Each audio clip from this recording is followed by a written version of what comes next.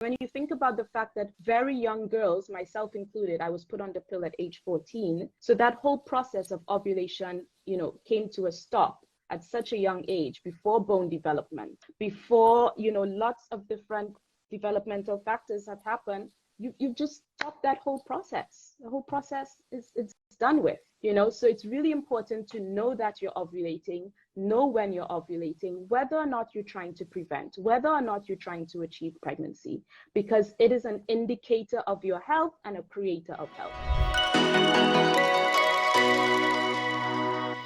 First, let's talk about what fertility awareness is. All right, fantastic. So fertility awareness, often, the acronym is FAM, F-A-M. So a lot of people, maybe you see FAM popping up somewhere and you're wondering, what is FAM? So FAM is an acronym for Fertility Awareness Method. And what is Fertility Awareness Method? The best and easiest way to describe it is that it is a practice. And as the name implies, fertility awareness, it's an awareness of your fertility signs. So it is a practice. It is something that you do. It is not a thing that you take or inject. It's a practice. It's something that you do.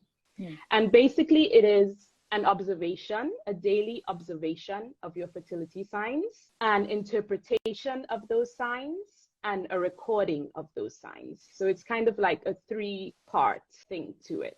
Okay. So it's like you go to the bathroom every day, multiple times per day, and fertility awareness actually can fit right into your bathroom schedule. Because like I always like to tell my clients, right now, before you start practicing fertility awareness, you're actually flushing data down the toilet. Because most women, when they wipe themselves, they don't pay any attention to the tissue or what's on there. So with the fertility awareness method, you observe your fertility signs, and one of them is cervical mucus, and that can easily be observed on the tissue when you go to the bathroom, when you wipe. So yeah, that's it in a nutshell.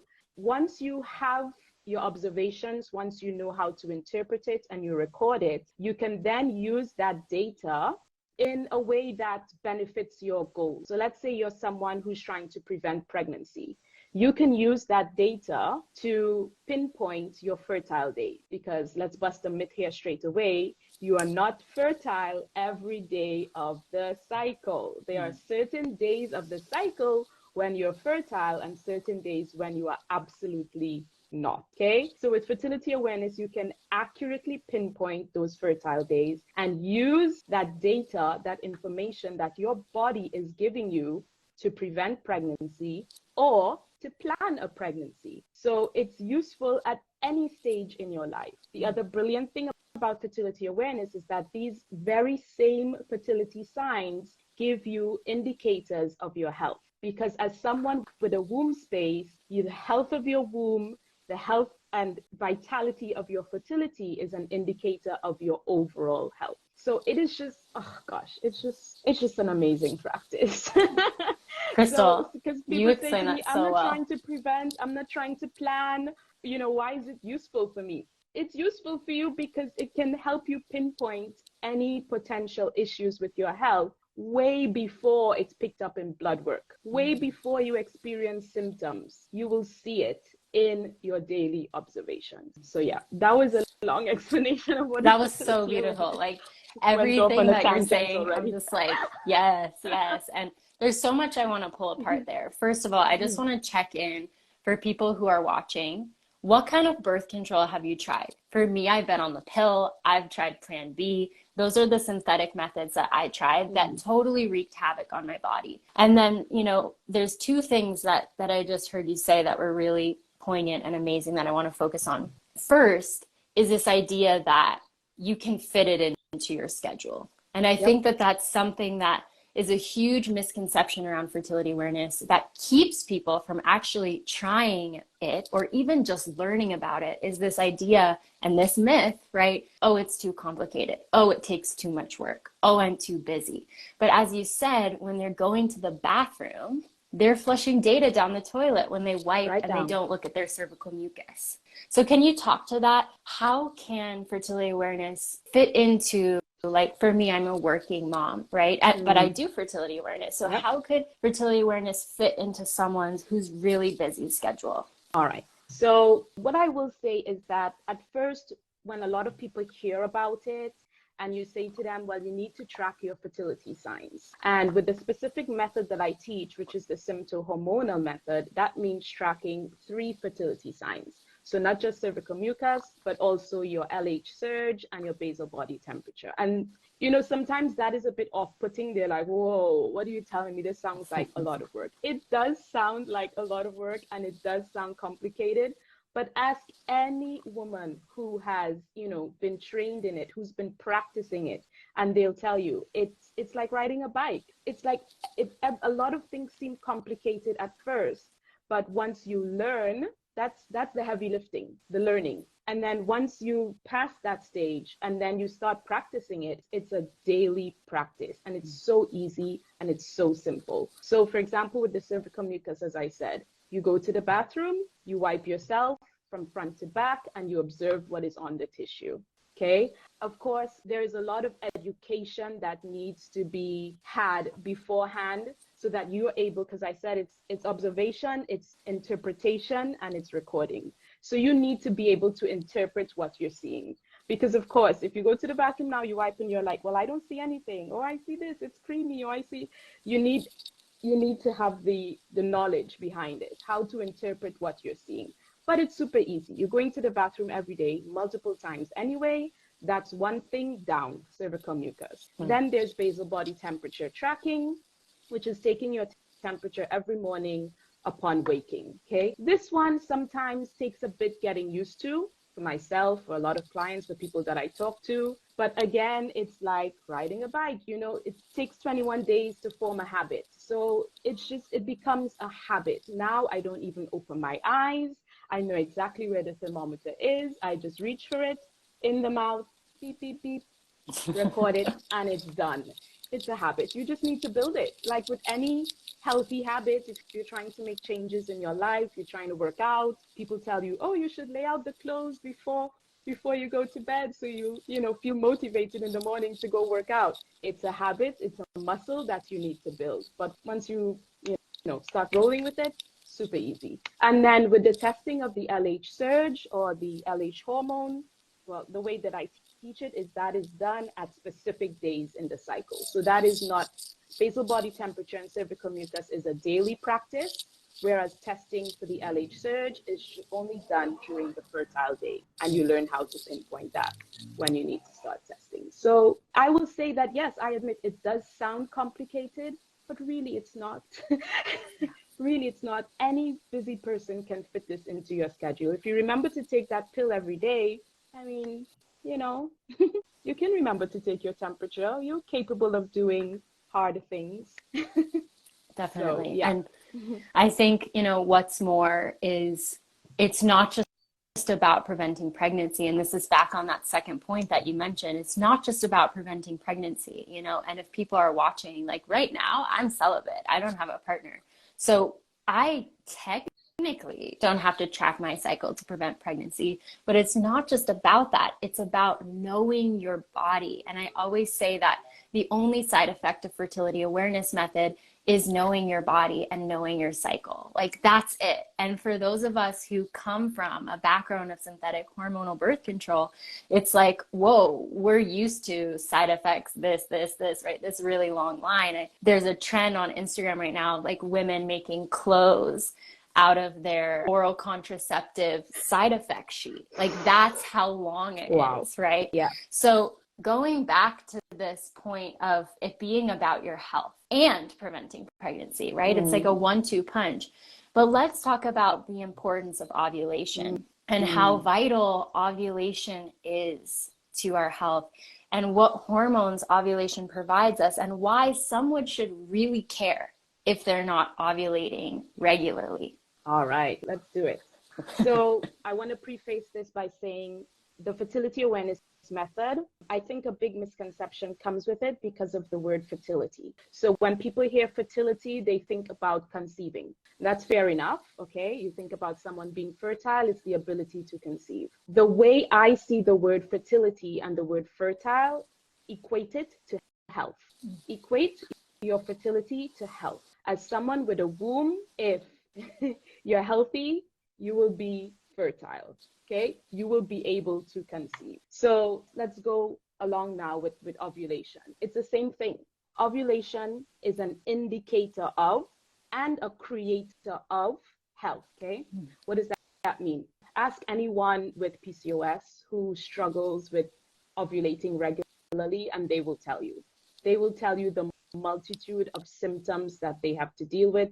They will tell you about, all of the woes and the stress that come with not ovulating. So maybe we kind of take it for granted. We ovulate and we don't ever have to think about it. So, why is it important? Ovulation is the creator of health, because what happens if you don't ovulate? Okay, first and foremost, if you don't ovulate, you don't create progesterone, which is one of your major sex hormones. So there's estrogen and there's progesterone. You only produce progesterone when you ovulate in Say it the again, quantities Crystal. that is needed. You only produce progesterone when you ovulate. So think about it. If you're on hormonal contraception, the pill, the patch, the IUD, etc., and you're not ovulating, that's something a lot of people actually don't know. You do not ovulate when you're on hormonal contraception. What is that doing to your health? Okay, progesterone is what I like to call your feel-good hormone, your keep calm and chill hormone. I mean, there's so many benefits for your bone health, for your eye health, for your breast health. It's necessary. Okay, so if you don't ovulate, you don't produce progesterone. So that's one big drawback right there. One big drawback. And when you think about the fact that very young girls, myself included, I was put on the pill at age 14. So that whole process of ovulation, came to a stop at such a young age, before bone development, before, lots of different developmental factors have happened. You've just stopped that whole process. The whole process is done with, so it's really important to know that you're ovulating, know when you're ovulating, whether or not you're trying to prevent, whether or not you're trying to achieve pregnancy, because it is an indicator of your health and a creator of health. So we talked about the creator of health part. Let's talk about the implications. If you don't ovulate, it means that certain hormones in your body have not reached the threshold that they need to reach in order for ovulation to happen. So put it simply, at the beginning of the cycle, when your eggs, so just after your period and your eggs start to mature, they produce estrogen. Okay, when estrogen comes to a peak, to its highest level, it produces LH. When LH comes to a peak, you ovulate. If you don't ovulate, it means something has broken down prior, something along the way, something has fallen apart, something's wrong, something's off. Okay, and that means major implications for your health. So you need to know if you're ovulating, when you're ovulating. It's just so important. It's so important. And I'm so grateful that you named that, because me too, I was put on the pill at age 15. And when I was put on the pill, there's so much fear mongering around, like, oh, if you don't take this, you're definitely going to get pregnant. So of course, as a teenage girl, I'm like, well, I'll take the pill then. But there is no, oh, by the way, this will shut down this natural process in your body. Sure, I knew, like, okay, side effects, mood swings, weight gain, but never was I told, hey, this will shut down this process that creates this hormone that's not just a throwaway hormone. Progesterone is a balancer to estrogen, right? So we see all these issues today as well with estrogen dominance. Mm-hmm. And it's like, well, what's the balancer for estrogen? That's progesterone. And we're only creating it when we ovulate. So I'm so grateful that you named that and you explained it so clearly. On that same point, so when we ovulate, we produce fertile mucus. And a lot of people on Instagram think that the only fertile mucus, the only indicator that you're fertile, is when you have that sticky egg white-like mucus.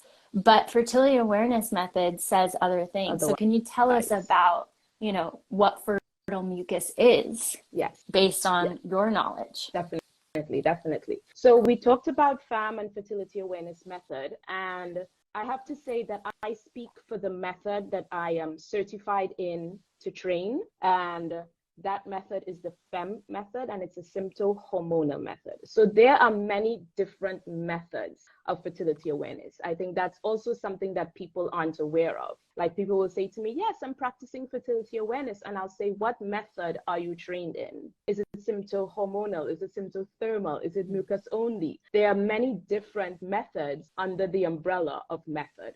Okay. And with each method, there are rules for determining what is fertile mucus and what isn't. So, for example, there is the Billings method, which is mucus only. I mentioned the symptothermal, which is mucus and temperature, and I teach symptohormonal, which is mucus, basal body temperature, and the LH search, tracking of the LH search. So in the method that I teach, we consider all mucus to be fertile. All mucus is fertile. If you see mucus, you must consider yourself fertile. Here's the caveat to that. There are lots of different types of discharges that you may observe, and every discharge isn't cervical mucus. So the first thing is to determine whether you're seeing cervical mucus or a discharge. Okay? Because all real mucus is fertile. And here's why. So in cervical mucus is produced in the cervix, and the cervix produces cervical mucus in its crypts. Now, the consistency, the color, the texture of the mucus changes under the influence of hormones. So at any given time, depending on which hormone is the most dominant, you will see different types of mucus. So we talked about progesterone that produces one type of mucus, and estrogen produces a different type of mucus. And it is the estrogenic mucus that is the one that will flow out from your cervix, down through your vagina, out through the vulva, and that is what you will be able to observe as you wipe. The mucus that is produced under the influence of estrogen, fertile mucus. For some women, it's creamy. For some women, it's egg white. For some women, it's cloudy. We're not robots, right? So your fertile mucus, I'm sure, doesn't look like my fertile mucus. So again, that's where the education piece is lacking. The education piece is lacking. And this is very misleading, because if you're someone who, you just saw a TikTok or a reel or whatever, and it said that you need to look for that egg white sticky stuff, that's when you're fertile. If you're trying to conceive, it means that you're probably missing a lot of fertile days. And if you're trying to prevent disaster, because you could literally be having intercourse on days when you are fertile, because you're thinking, well, okay, today I saw something, but it wasn't that egg white stuff, so I'm not fertile. Disastrous. Absolutely disastrous. So yes, all mucus is fertile, but not every discharge is mucus. And that's the benefit of knowing our own bodies, right? Instead of going off of a reel or a TikTok or whatever we see, like getting to know our own body and getting to know the science that we have. So a lot of people might think, oh, okay, I'm having mucus, I'm having like estrogen type mucus, so that must mean that I'm ovulating. But in your method, you track other signs of fertility as well. So could someone because I know there's a cervical mucus only tracking method, but what do you think about that? Because for me, I've worked with clients who are still producing estrogen type mucus, but they're not actually ovulating because, as you said, the estrogen isn't rising to that threshold. Exactly. So I think that's another myth that we need to bust about the egg white mucus. So yes, the egg white mucus, a lot of people think that, okay, when I see this egg white mucus, it means that I'm ovulating. Okay, that may or may not be. We're not saying that's incorrect. That may or may not be. But here's the thing. Ovulation is a 24-hour event. It's not a 6-day event or a 12-day event. It's a 24-hour event. The egg leaves the ovary, busts out it goes into the fallopian tubes, and it can only survive there for 24 hours. That is 1 day of ovulation, okay? However, think about it. If each and every one of us would only be fertile on that 1 day of ovulation, and we would all need to pinpoint that 1 day when that egg leaves the ovary, I think none of us would be here, because nobody would be able to pinpoint that day, and our parents and grandparents would have to be having intercourse every single day. the human race would cease to exist. So Mother Nature, in all her wisdom, has given us cervical mucus. So you start producing this fertile cervical mucus in the days leading up to ovulation as well. So this is what we refer to as the fertile window or the ovulatory phase of the cycle. It's a whole phase. It's a whole phase. And it can vary from person to person as well. Again, it depends on when you first see fertile mucus and then when you stop seeing it.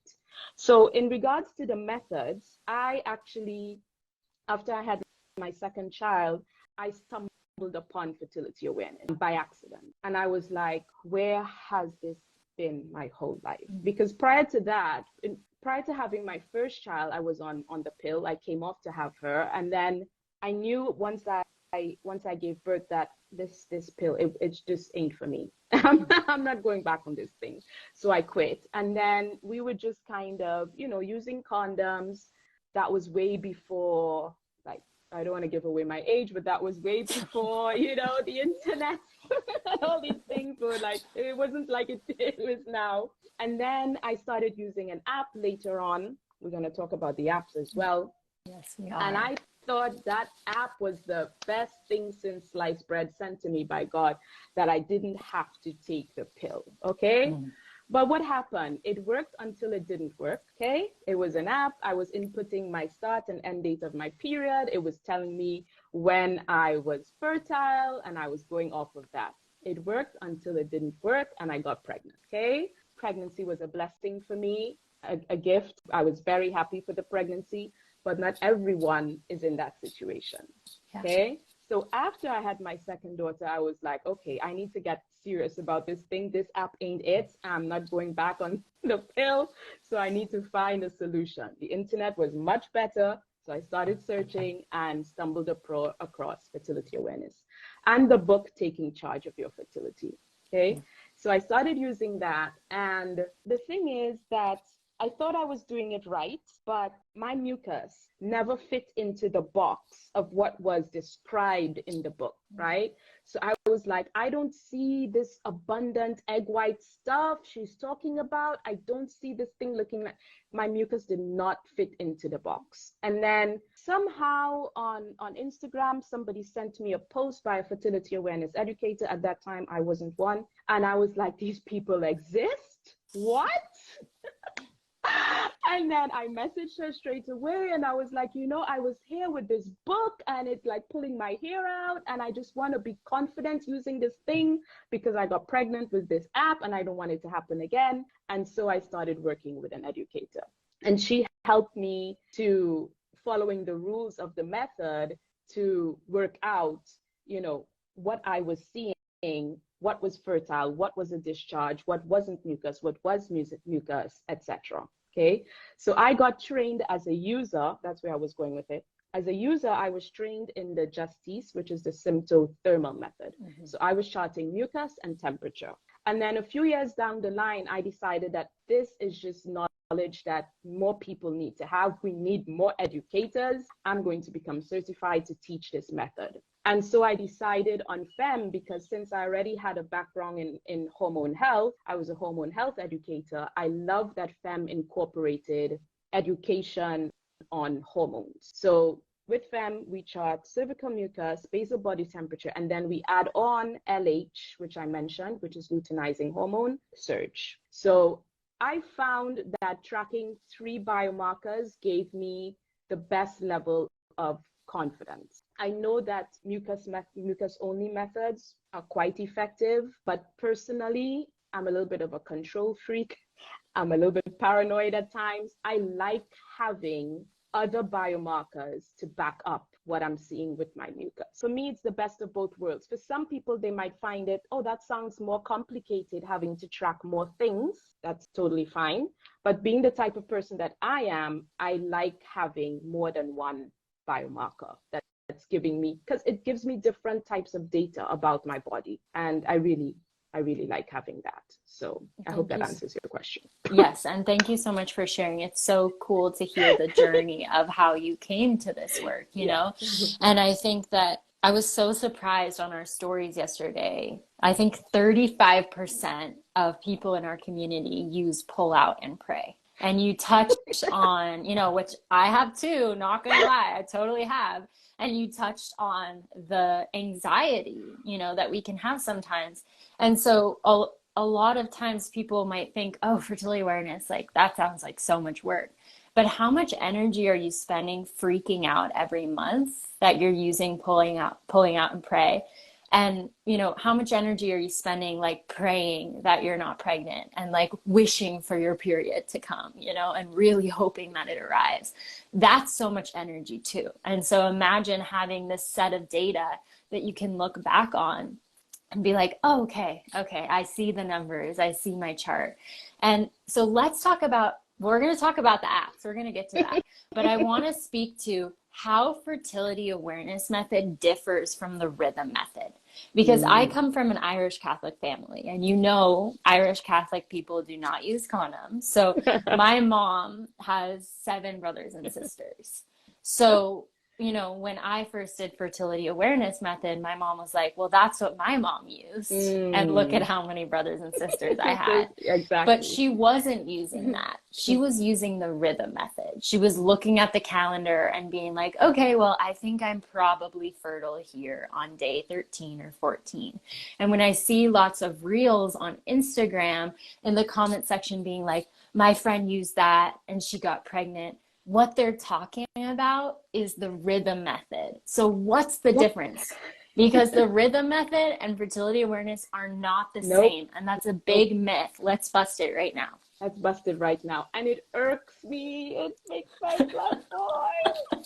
Because it's essentially giving fertility awareness method a bad rap. It's giving it a really bad rap. And that's why whenever someone tells me like I'm practicing fertility awareness or I'm preventing pregnancy naturally, I always ask, what method are you trained in? What method are you using? Because a lot of people think they're practicing fertility awareness, but they're actually not. Each and every fertility awareness method that I mentioned, like mucus only, symptothermal, symptohormonal, each one comes with a set of rules for deciding when you're fertile and when you're not, how to interpret your mucus, when are your safe days, which days aren't safe, right? They come with a set of rules that have been tested for efficacy, right? So when I see people saying to me like, oh, I feel when I ovulate, that's nice. That's nice. That's really nice. But that is not the fertility awareness method. But you asked about the rhythm/calendar method. When you're using one of those apps where you input your start and end date of your period, and then it tells you when you're ovulating or when you're fertile, you are essentially using a calendar rhythm method with an algorithm. That's what it is.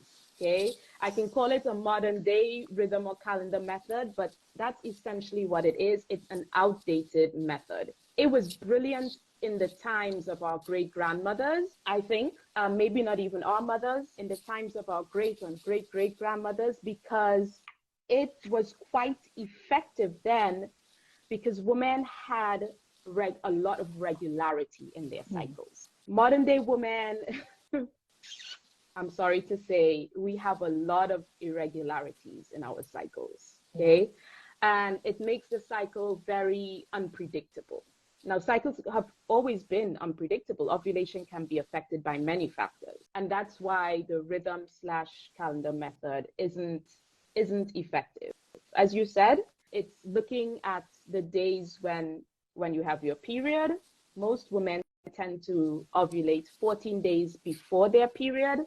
So basically it uses, if you're using an app or if you're doing it yourself on a calendar, you would be looking at past cycle data, right? And trying to predict ovulation in the present cycle. But we cannot predict ovulation. Ovulation is not something that can be predicted. Okay, and that is why the rhythm calendar method is outdated. And when people say, yeah, my mother used that and she had 7 kids, okay, yeah, it is probably true. But don't compare that to my modern day fertility awareness method, because it ain't the same. It's not the same. With fertility awareness methods, you pinpoint on a daily basis if you're fertile or not. Based on what I have seen today, I now decide if I'm fertile today or not. Not based on what happened 2 weeks ago or 3 months ago. Yes. No, because my situation, my health, my stress, my everything isn't the same as 3 weeks ago. Okay. And ovulation is very finicky, very, very Totally. finicky. And they're taking the data, right? And they're comparing it to your past cycles, but you're Yep. not in the past, you're right Nope. now. And what if, right now you've been fasting? What if right now you're going through a breakup and you're super stressed? What if right now, like, you're having financial issues and again, you're stressed? What if you change your diet? What if you've been traveling, right? As you said, there's all these different factors that can affect our ovulation. Mm-hmm. So what if you're looking at your app, you're pulling it out of your phone, you're like, oh, my app told me that I'm ovulating today. So then in 3 days, I'm going to be able to have unprotected sex with my partner with a penis and I'll be fine. But because the app can't read your fertile signs, you didn't ovulate then, you were traveling, you ovulated 3 days later. That is how pregnancy can happen with those apps. And Yep. I think we're relying so much on them. Like I see so many women, oh, my app tells me I'm going to bleed tomorrow, or, oh, my app tells me I'm going to ovulate. And it's like, what if you lose your phone? Like, That too. really, like we're so Literally. reliant on that technology. And so, you know what, we talked about the apps, but like, let's go into the apps Let's here. go into Like, the app. what do you think about the apps? My Are any nemesis. apps good? Do you use an app to like put in your data? What do you think about the apps? Okay. The run-of-the-mill general app where all you input is the start and end date of your period, it ain't it. Get rid of that. Get rid of that. Stop. Okay, don't get rid of it, but do not rely on it to tell you when you're fertile and when you're ovulating. Because, okay, tracking the start and end date of your period is important. So if you want to track it in an app, you have to know the strengths, the weakness, the limitations of that particular app. It's great for storing that information, but do not rely on that app to tell you when you're fertile and when you're not, because it doesn't know you. It doesn't know you on that particular day. It's just going on information from your past cycle data. Okay, that's one thing with these apps. Oh, it really annoys me. I know, me too. because they're presented as, like it's so easy and it's so accurate, and okay, yeah, it's easy, but it's definitely not accurate. And a lot of the times what happens is you might have quite a few cycles which follow a set pattern, right? So some women say to me, my periods are always coming every, let's say, 28 days. My periods always come every 28 days. Okay. And yeah, in that way, the app will work because you have some regularity in your cycles. But in any given moment, that can change. And as I said with myself, it works until it doesn't work, So do you want to take that risk? Do you want to have a big oopsie? For me, the oopsie wasn't a big deal. As I said, I welcomed the pregnancy with open arms, but not everyone is in the same situation as myself. So yeah, the reliance on the app, that's a big issue, because I know that a lot of women are rejecting hormonal contraception and they're looking for an alternative. And it seems like a really, really good alternative. I just put in the start and end dates of my period. It tells me when I'm fertile, and then I can avoid or use a barrier. I know it seems really great, but too good to be true. Okay. And as you said, we're not robots, right? We're not robots. Yeah. It can change in any moment. I love that. And, I am that person. My period comes every 29 days. Like, I'm so grateful. My period has been regular for many years. And last month, I did an Ayurvedic, like, spring rejuvenation cleanse. And my period came 3 days early. And it was like, oh yeah, again, as you said, I'm not a robot. Diet, stress, travel, life changes, financial issues, all of it, seasonal changes as well, can really affect our cycles. So it's about knowing your body rather than relying on this thing that doesn't know your body, that doesn't have the same intelligence that you do. To put that responsibility on an app, like, that's a lot. And so we're outsourcing that responsibility and that sovereignty instead of taking responsibility for our health. And so that's a huge point. And I think, like, just to go back for people who are here and for people who are watching, you can prevent pregnancy without hormonal contraceptives. It works. It works. You have to do it every day and show up for yourself. And there's a way to do it because you're not fertile every day. And so I want to go back to that truth. You're not fertile every day. And that, when I learned that, Crystal, that was like earth shattering for me. Like literally like swimming, like, what is life? Because I had based everything on that, right? Like so much taking of the pill for years. I took Plan B. Like I was so afraid to get pregnant every time I had sex, to the point that it took pleasure away from sex for me, because I thought at any time I can get pregnant. And that's not true. And what that means is there are some points in your cycle where you are not fertile. So we talked about estrogen type cervical mucus. Can we talk about progesterone type mucus and what the difference is in that, and when to kind of identify when those safe periods are in your cycle to have unprotected sex? Definitely. Okay. So from the day of your period up until you ovulate, up until you can confirm ovulation with a proven method. So don't come here telling me that you felt you ovulate. No, that ain't it. Once you can confirm ovulation with a proven method, meaning peak estrogenic mucus, a rise in your basal body temperature, or a positive LH test, okay, +3, then afterward, you can consider yourself no longer fertile. Because once you ovulate, you produce progesterone. We talked about how important progesterone is for your health, for your mental health, for your bodily health, for all of your health generally. But the effect of progesterone on the other hormones is that it suppresses the other hormones, meaning it suppresses estrogen, it suppresses LH, it suppresses follicle stimulating hormones, all of the hormones responsible for ovulation. Okay, so which means that you cannot ovulate twice in a cycle. That's really important. You cannot ovulate twice in one cycle. So once you have confirmed ovulation with a proven method, you know for sure that you've ovulated because you've had a rise in your temperature, you've had peak mucus and it's now dried up, you've had an LH surge, okay? You can consider yourself no longer fertile, because once you ovulate, it's a 24-hour event. Not a 5-day event. The egg leaves your ovaries for 24 hours. It's viable. If it's not fertilized within that time, that's it.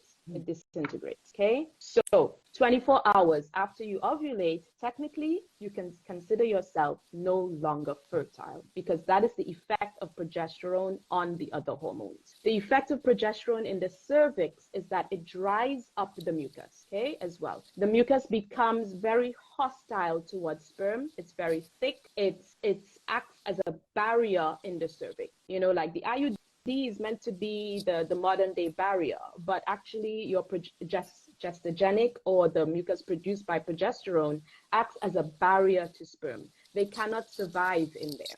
Okay, so even if you have intercourse and the sperm, you know, they make their way up there, they die off. Okay, they're like little sperm killers, right? It's like your own natural spermicide. Own natural spermicide. Okay, so again, once you confirm 24 hours after you have confirmed ovulation, you can consider yourself no longer fertile, and you enter the infertile time of your cycle.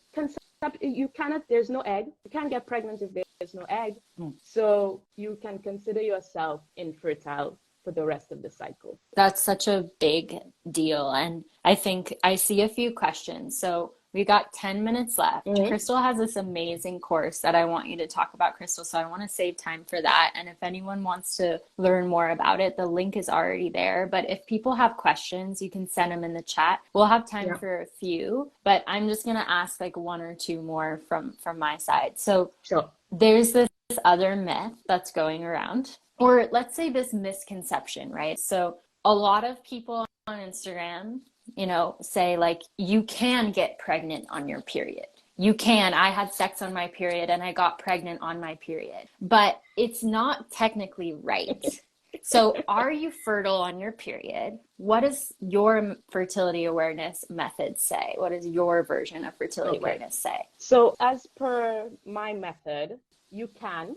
okay? And it depends on the type, so the pattern of your cycles. Depending on the pattern of your cycles, that's how you will know if you are someone who can potentially get pregnant on your period. And here's the thing. So when you're on your period, usually your eggs are dormant, okay? So estrogen doesn't begin to rise. The eggs don't begin to grow and develop until usually a few days after your period. But for some people, that development happens earlier on in the cycle, okay? Now, once the eggs start developing, they produce estrogenic mucus. Sperm can survive in estrogenic mucus for up to 5 days, okay? So let's say you're someone who basically you ovulate early because your eggs start developing early and you start producing estrogen early, okay? So if you're someone who tends to have really short cycles, I'm talking about like, let's say 20 to 24 days, your cycles are short because you ovulate early. Long cycles, late ovulation. Short cycles, early ovulation. That's the way it goes.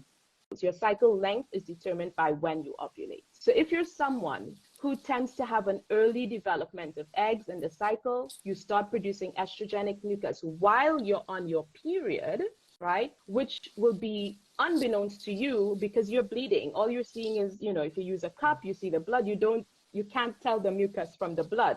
And you go by this thing that, well, I can't get pregnant while I'm on my period, and you have intercourse, you're producing this estrogenic mucus. The sperm stays in that mucus for up to 5 days. If you ovulate within that 5 days, you will get pregnant.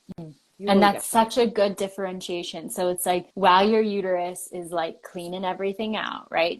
One of my Ayurvedic teachers, she's a physician. She says like we set the table, we invite everyone to dinner. No one came to dinner. We take everything out and throw it away. That's what menstruation is. Basically. And so like the uterus is cleaning, but the ovaries are doing something else. Yes. Right. Yes. So the ovaries are starting to like, oh yeah, FSH and estrogen. Like let's get these like eggs going, but the uterus is still cleaning out.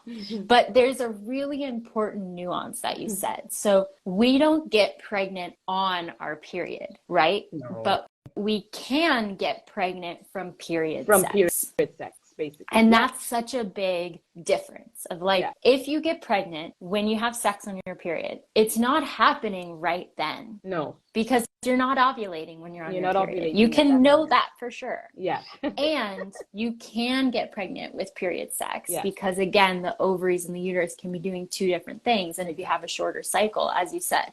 So that's a really important. Sure. One last question. Can you practice your method of fertility awareness when you have irregular cycles? And I'm thinking for people, that's a big misconception that you can't access this if you have irregular cycles, or if you're, so if you have PCOS and ovulatory cycles, or if you're breastfeeding, a lot of breastfeeding mothers want to start using it. So what's your recommendation for people who have irregular cycles? Most definitely. You can practice fertility awareness. Everyone can practice fertility awareness. Irregular cycles, endometriosis, breastfeeding, everyone can practice fertility awareness. And in fact, for women with irregular cycles, I think it's even more important because with the irregularity, again, it comes with a lot of anxiety. You never know when your period is going to show up. You just don't know. But with the practice of fertility awareness, I always say, women who chart know what's up. You know what's up with your cycle. You know what's up with your hormones. You know what's up with your period, when it's going to show up, why it's late, if you're not pregnant. You know. Okay, so I think if you have irregular cycles and you're someone who, especially if you're trying to remedy the irregularity in your cycles holistically or naturally with, herbal medicine, whatever it may be, it's really important to start practicing fertility awareness because you will see improvement in your cycle chart. Yes. Your cycle charts can lead you to the root causes of such imbalances. It's just a wealth of knowledge that I really want everyone to have. But definitely, breastfeeding moms, I've had a lot of PCOS, women with PCOS, breastfeeding moms. It's tricky to first learn fertility awareness when you're breastfeeding. This is why I recommend that you learn fertility awareness as soon as possible, but especially before getting pregnant. Because once you're breastfeeding, there will be irregularities in your cycles, especially in your mucus and in ovulation. So learning it at that point in time can be challenging. Don't try to self-teach. Don't try to self-teach. Definitely work with an educator. I think everyone should work with an educator, but especially women with irregular cycles and mothers who are breastfeeding. Because what you're going to see will definitely not fit into the box of what you see in a book or a blog post or a TikTok or whatever. But yes, everyone can learn fertility awareness, and super important, like the ones like you with regular cycles coming every 29 days, you may see it as not so important. It is, but it's even more important for the ones with irregularities, especially if you're working on your hormonal health and trying to fix things. You need to know how they say what gets recorded, what gets tracked gets fixed, or I can't remember how the saying goes, but you need to have some record of what you're doing, so you're not just throwing things at the wall. Oh, I'll try this herbal, and you don't know what's working because you don't have any data that's telling you, is this working or not? So super, and that's super such important. a big deal. Like you said that at the beginning, and I wanted to bring it back, and I forgot, and now I remember. It's like, it's not just about pregnancy, it's about your health. And as you said in the beginning of the live, when you track your cycles, you will know something is up way before a lab test will show something. And, from an Eastern medicine perspective, that's the easiest time to fix something. And Western medicine only helps us once it's turned into a condition, but the easiest time to fix something is to prevent it from happening or pull it up before the root goes really deep into the body. Exactly. So we have a few questions, but I want you to tell us about your Prevent Pregnancy Naturally, and then we'll get to 3 or so questions. So tell us about this offer that you have and how people can work deeper with you, because you're obviously a wealth of knowledge, and we spoke about how important it is to get that support too, so you can decipher what's going on in your body, because every body is different. Exactly. So basically I have 2 training programs depending on what your current goal is. So most women come to me who are trying to prevent, they've had it with hormonal contraception, and they're looking for an alternative. But often I have women coming to me who are trying to conceive as well, and they're struggling. And before they go into more complicated procedures, they want to try their best for it to happen naturally. And fertility awareness is absolutely perfect for that. As I said, it's perfect at every stage in your life. When you're trying to prevent, when you're trying to achieve, to monitor your health. Okay, but with the pregnancy prevention program, it's a fertility awareness training program. Okay, that's 6 weeks long with 4 sessions plus a 5th session after 3 cycles of charting. Now, you can absolutely learn fertility awareness on your own. If you want to go that route, you need to pick up a copy of the book, Taking Charge of Your Fertility. Forget the TikToks, forget the Reels, forget even whatever you see me posting on my account. It is not enough education for you to effectively practice this method. Now, I think I have the book back here. The book is huge. Usha, I'm sure you have it. It's like, it's like a Bible. Right? It's a Bible. Yeah. It's at least 500 pages or more. And you need to read it from front to back. If you want to have a bit more fun and you want to cut to the chase, you want to have a bit of an experience with your education and learning, then I highly suggest you working with an educator as myself.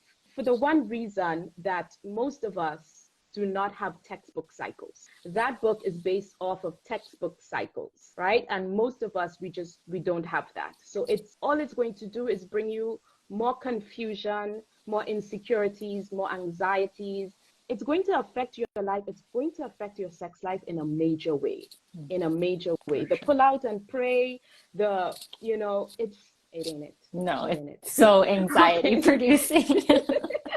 So with the training program, we have 4 sessions where I teach you how to chart the biomarkers, what they mean for your health hormonally, because remember I said it's about observation and being able to interpret what you're seeing. This is something the book cannot give you. You can't go to the book and say, well, this is what my mucus looks like, Crystal. Is this estrogenic? Is it not? Okay, this is one of the major benefits of working with an educator. I know I tried to teach myself using that book. It was a disaster. Okay, it's not because it isn't a good book, It's just because, my cycles, even though they're regular, it didn't fit into the realms of the book.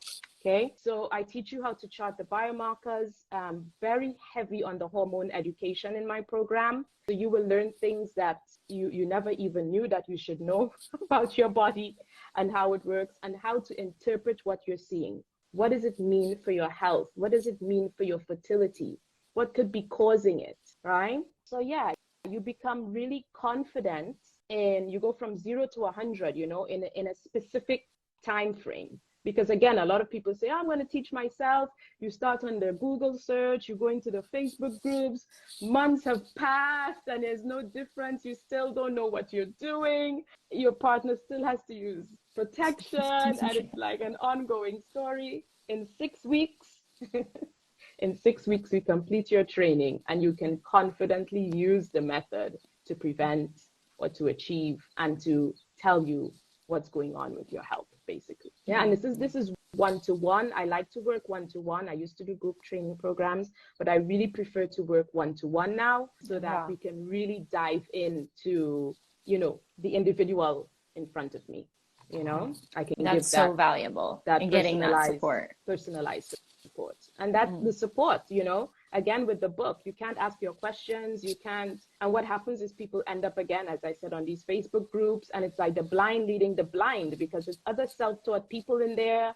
Oh, well, I saw this, but what you saw, it's not your body, right? It's kind of like an app. So yeah, it just really, it eliminates all the confusion, the fear that women have that this isn't going to work.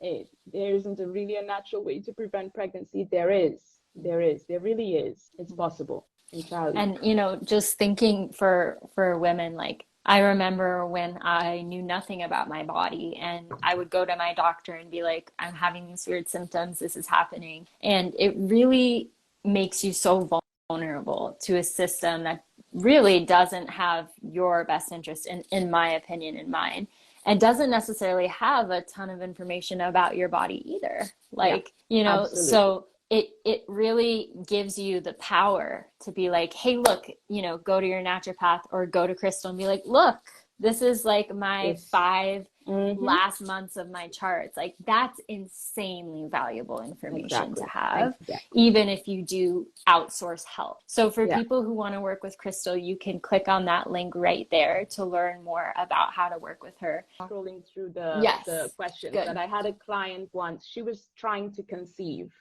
and the only option given to her was IVF, and she decided to explore other options before going down that road.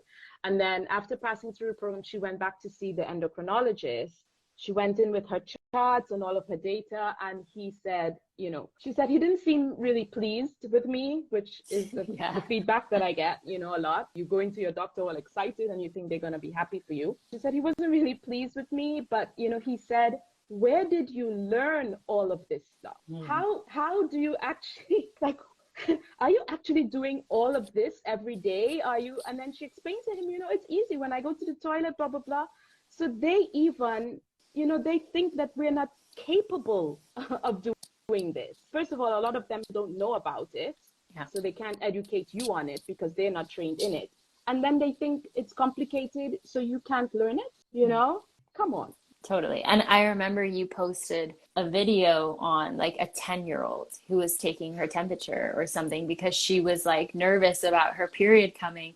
And so she started taking her temperature, and like a 10-year-old can do it. Like that was so beautiful to see, Are you kidding me? Of course we can handle this. Do you see the world we have to deal with now? Of course we can take our temperatures. I mean, I can see my 7-year-old on the iPad. Like she can do stuff like that. That's this generation and our generation, we can do it. It's not that difficult, So yeah, it's really, really, I hate to use the word empowering because I think, it's so cliche, but it really is empowering when you can walk into your doctor's office like a real badass and say, this is what's happening. I know when I'm ovulating late or blah, blah, blah. And then you can get the kind of care that you actually deserve. This is the kind of care you deserve. They take you seriously. Not like when they ask you, what was the last day of your period? And you're all fumbling. And no, you walk in there with the data. You get respect and you get the healthcare that you deserve. Big difference. Big difference. A huge difference. And that was such a big point of this live of, you know, I think back to my 15-year-old self, and I know you said you went on the pill at 14, so we have a similar story there. I had no idea that these options existed. And when you don't know that options exist, like fertility awareness, you're backed into a corner, right? You're a teenager. You don't want to get pregnant as a teenager, but you want to have sex. And so, of course, you're going to choose one of the, like, the pill or the IUD, right? Which are some, you know, super valuable and life-changing for many people, but might not be the best option for you and your body.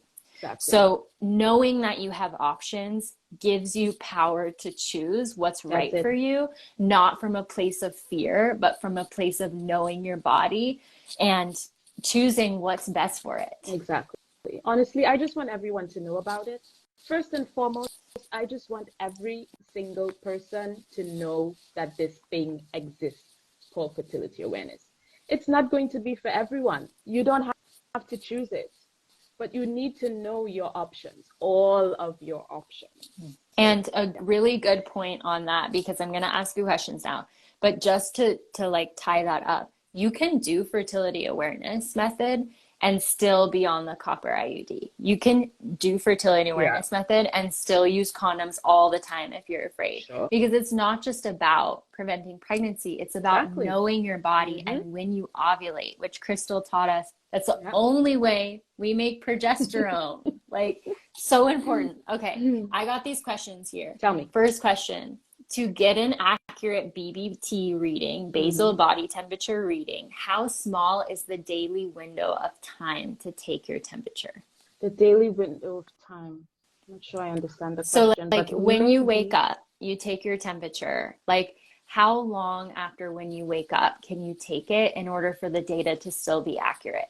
Okay, so your basal body temperature, the reading that you want to get is your waking temperature.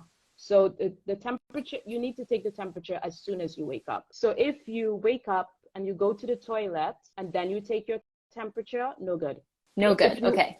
No good. If you wake up, you go make a coffee and then, oh shoot, I forgot to take my temperature. Don't bother taking it. No good. It's your waking temperature. From the moment you wake up and you leave the bed and your body starts, you know, regular motion, your temperature increases. So you would no longer be recording your base temperature, which is basal temperature. Okay, so you just need to take it as soon as you wake up. Okay, another question is it recommended to take progesterone in the first 3 months of pregnancy when you've experienced reoccurring unexplainable miscarriages?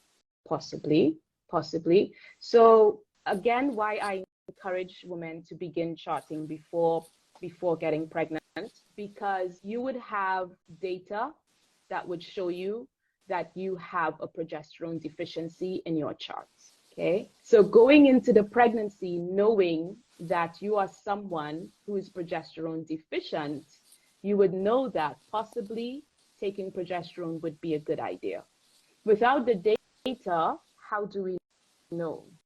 How do we know? So if you're charting and after you've confirmed ovulation, you see, and again, this is something that's very individual. So if I'm working with an individual, she's charting her basal body temperatures, we're looking for the patterns, and then I can say, well, post ovulation, your temperatures are pretty low. I can't tell you, okay, like Usha, this is a number. I can't give you a number. Right? It's individual, it's dependent on the individual. So post ovulation, your temperatures are really hovering close to the cover line, they're quite low. You could be progesterone deficient. Let's go and get that tested. Let's go and get that tested and see if you are if this is a healthy range for you, if this is a healthy range. Because yes, going into a pregnancy, progesterone is essential. It is what keeps the lining in place. And it is the reason for many miscarriages. It's simple, and it's a simple fix, but you have to know, you have to have that data, that information. Because literally you go to your doctor and they will tell you, oh no, it's a miscarriage. We don't know why. Because there can be a multitude of reasons for miscarriage. Low progesterone is one of them. And if you're charting your cycles, you would have seen it prior to conceiving and hopefully gotten it remedied. That's such a great individual answer, that it won't be the answer for everyone to do that. But if you have that data, then it might make sense for you. Yeah. Yeah. Another question is, does fertile mucus, for example, egg white, always mean ovulation? We went into this in the live, but this person might be new. So if you want to answer that, feel free. Does it always mean ovulation? That is, you may not realize that's a loaded question, but that is a pretty loaded question. Because if you see egg white mucus after you have confirmed ovulation with a proven method, then no, it's not fertile. It's not fertile. It could be that post-ovulation, your progesterone levels have suddenly dropped and your estrogen is now higher than your progesterone, and that's why you're producing estrogenic mucus, okay? It doesn't mean you're fertile because you cannot ovulate twice in each cycle. If you see it before you have confirmed ovulation, I would say yes, consider yourself fertile. So it kind of comes down to when you see it. Next question. What do you think about pairing fertility awareness with herbal methods like Queen Anne's lace? I can't speak to that because I have to say I'm not educated in herbal methods. I'm not. But what I can say is fertility awareness doesn't need to be paired with anything. It stands on its own 2 feet. It stands on its own 2 feet. And if you're not feeling confident in what you're doing, it probably means you're missing some education, you're missing some guidance, you're missing some support somewhere along the line. Because fertility awareness 100% stands on its own. Doesn't need to be paired with anything else. Is Queen Anne's lace, is that an abortifacient by any chance? No, it's not. No? It's wild carrot seed.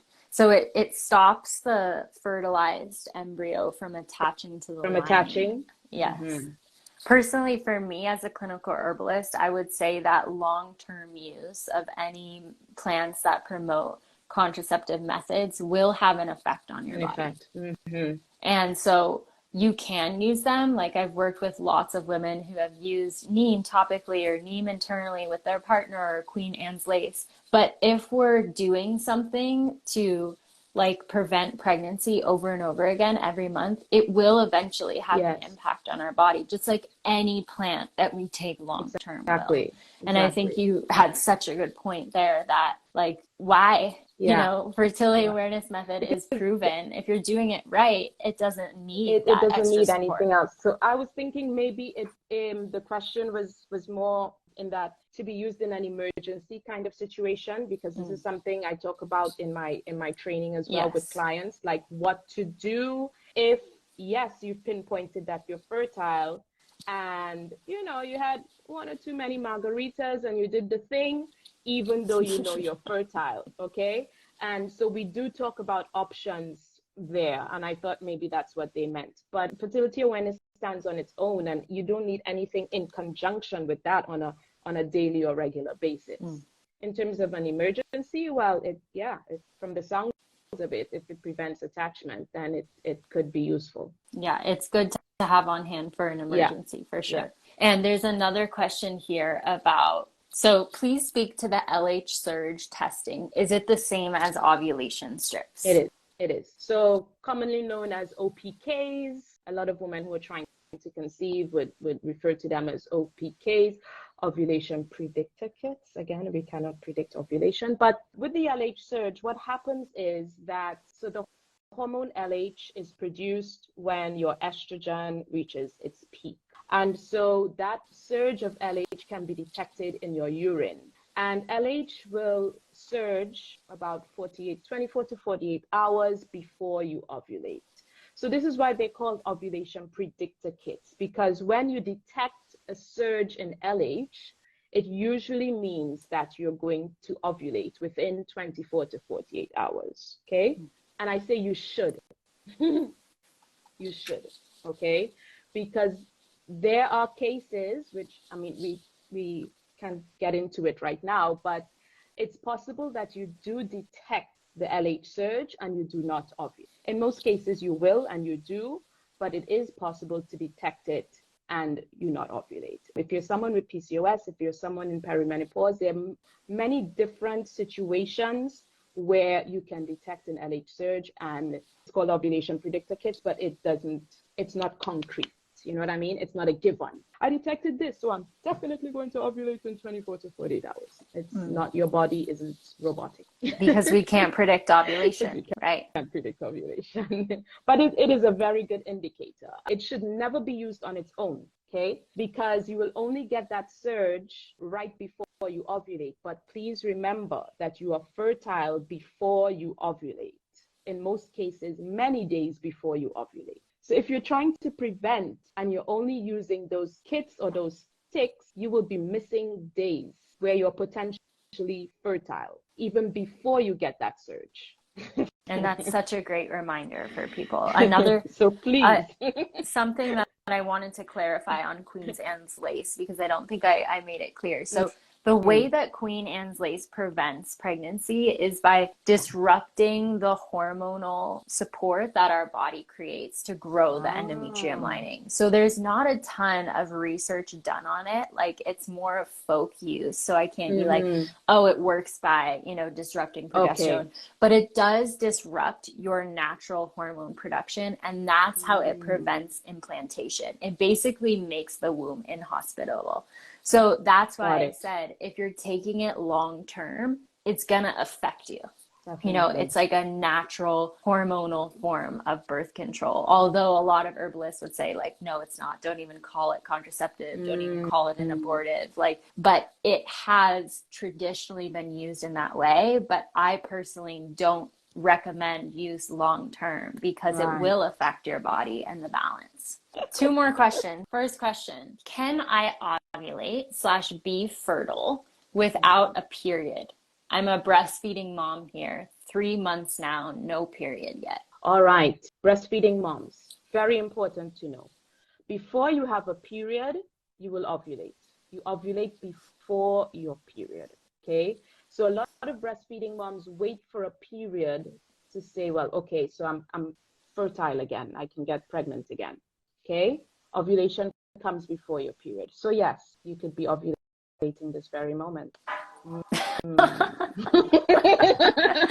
And that's how, I'm Irish. We coined the term Irish twins. Like, that's how it happens. You breastfeeding and not bleeding is not a sign that you're not fertile.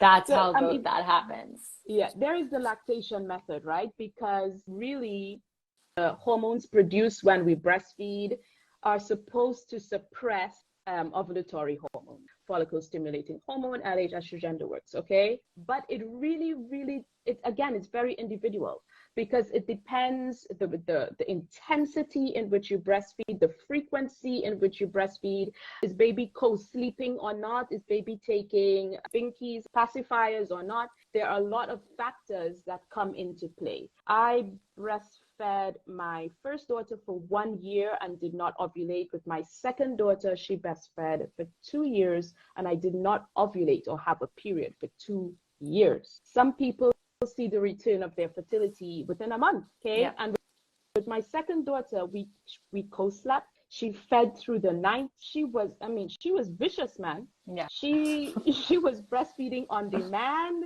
Okay, the breast was her best friend. So that was a very effective method of contraception for that 2 years. I did not ovulate or have a period for 2 years because we were maxed out.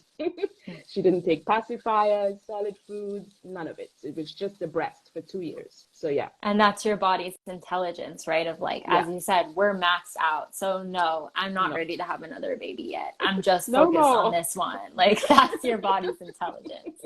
And I think what you said is so important. It's bio-individual. Like, I've worked with so many women who are breastfeeding on demand. They're bed sharing. They're doing all this thing, no pacifiers. their cycle comes back in 6 weeks. They're bleeding, exactly. they're ovulating again. So, you know, knowing your body, and as you said, charting and getting to know your fertile signs is so vital, even if you are breastfeeding. I know for me, I started charting again at month 2 at postpartum, and I knew I ovulated the month before, I mean, like a few weeks before I bled. And it was so cool to like feel my hormones come back on, and then be able to confirm that and know that my period was coming 6 months postpartum.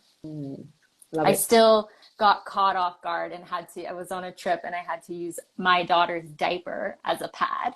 Oh my God, which is like the most like new mom postpartum story ever. But that was me, even though I knew I was ovulating.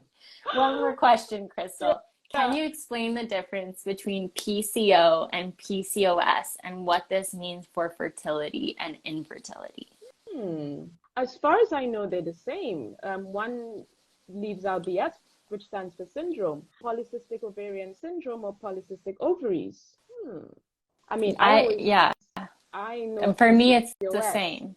It's the same. It's the same. So we know that with PCOS, one of the major symptoms we can say is irregularity in the cycles. And that's because with PCOS, we tend to see elevated levels of androgenic hormones or male type hormones, and that suppresses the female reproductive hormones. And so that's why we see a lot of irregularity with periods, because ovulation is also irregular. Okay, so that is the impact on fertility, in that you tend to ovulate a lot later in the cycle or not ovulate at all. I've had clients who've had 40-day cycles, 60-day cycles without ovulation and a period. So maybe that person is actually trying to conceive or prevent. Actually, it doesn't matter, but charting your cycles and seeing the signs of fertility are super, super important if you have PCOS. And some women think it's a barrier, but it's not. It's more of a must. It's more of a must,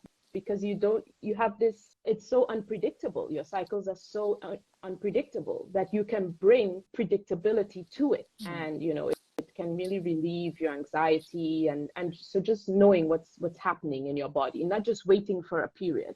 When is it going to show up? When is it going to show up? You will know when it's going to show up, because you'll know when you ovulated. You know, you 40 days into the cycle and no period. If you didn't ovulate, you will expect it. You can't expect to have a period if you didn't ovulate. So for you, it's going to be like, I mean, I wouldn't say no biggie, because it's a biggie if you're not ovulating regularly, but at least you'll be prepared. You'll know what's going on, you know? And that's such a big deal. First of all, that people who have PCOS, that they know that it matters to ovulate. Again, we say it again, even if you don't want to get pregnant.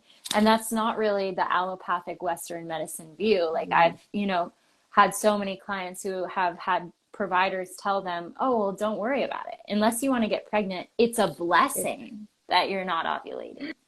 And that's just not true, because progesterone is essential for your bone health, for your brain health, for your breast health, like for the health of your entire body. Yeah. It's not just a mistake that we make progesterone. No. Our bodies don't make those, in terms of the creation of progesterone, we need that. And so this is the last question. Can you have a period? Can you have an anovulatory cycle and be bleeding but not ovulate? Or is bleeding a sign that you're ovulating? No. Just like every discharge isn't cervical mucus, every bleed isn't a period. Yeah. That one is worth repeating. Every discharge isn't cervical mucus, and every bleed isn't a period. Okay? A real, true period follows ovulation. There are different types of bleeds, withdrawal bleeds, implantation bleeds, other kinds of bleeds, but a true period follows ovulation. So if you're having an anovulatory cycle, meaning you did not ovulate and you bled, we wouldn't refer to that as a period. What would have happened is that your estrogen levels would have most probably the point where, estrogen builds up the lining. So let's say estrogen is doing its thing, building up the lining. But remember, I said it needs to peak.